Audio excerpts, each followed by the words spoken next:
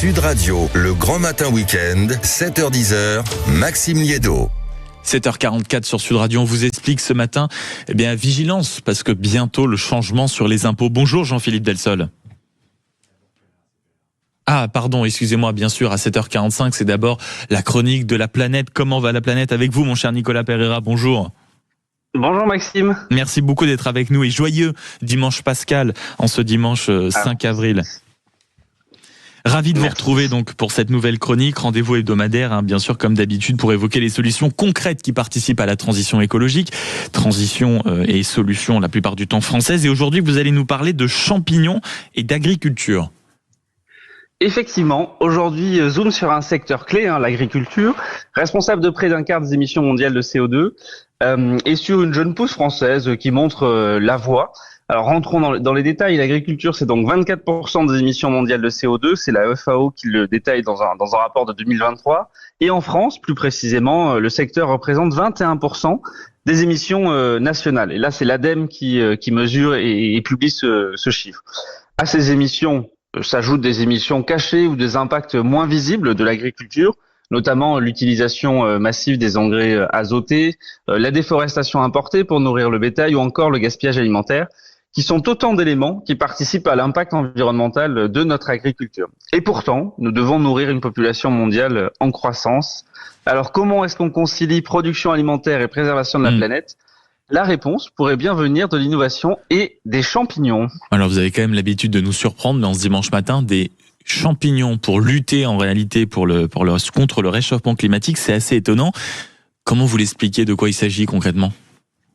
Alors ce matin, Maxime, nous partons en Occitanie, cette belle région du sud de la France, pour aller à la rencontre de l'entreprise Les Nouveaux Affineurs. Cette entreprise, a fait sienne une très ancienne et célèbre citation de Laurent Lavoisier, que nous connaissons tous. Rien ne se perd, tout se transforme en champignons. Alors citation très légèrement adaptée par l'entreprise, mais imaginez tout simplement des champignons capables de transformer les déchets agricoles en engrais naturels, d'une part, tout en capturant du CO2. Le fonctionnement est assez simple.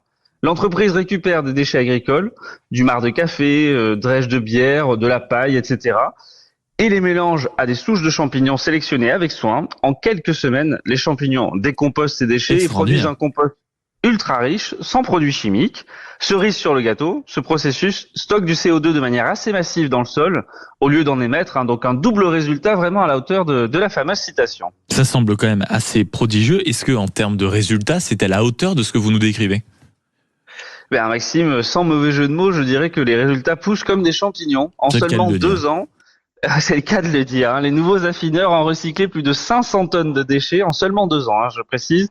C'est assez remarquable, cela a évité toujours en 2 ans l'émission de 200 tonnes de CO2, c'est l'équivalent d'1 million de kilomètres effectués en voiture. Et enfin, permis de créer un engrais 100% naturel utilisé par une centaine d'agriculteurs en bio. Et ce n'est qu'un début, l'entreprise vise 10 000 tonnes de déchets recyclés d'ici 2027, avec un objectif clair, au global, réduire 10% des émissions liées à l'agriculture en France tout de même. Et est-ce que c'est quelque chose, vous pensez, qui a la crédibilité nécessaire pour se crédibiliser dans le temps en France ? C'est vrai que c'est une jeune entreprise, mais j'ai souhaité la mettre en avant car on oppose trop souvent innovation et transition écologique ou économie et transition écologique. Vous voyez que parfois, en seulement 2 ans, une entreprise peut d'ores et déjà construire un impact très concret et répondre aux enjeux d'un secteur aussi important que l'agriculture avec un modèle qui peut changer d'échelle assez rapidement.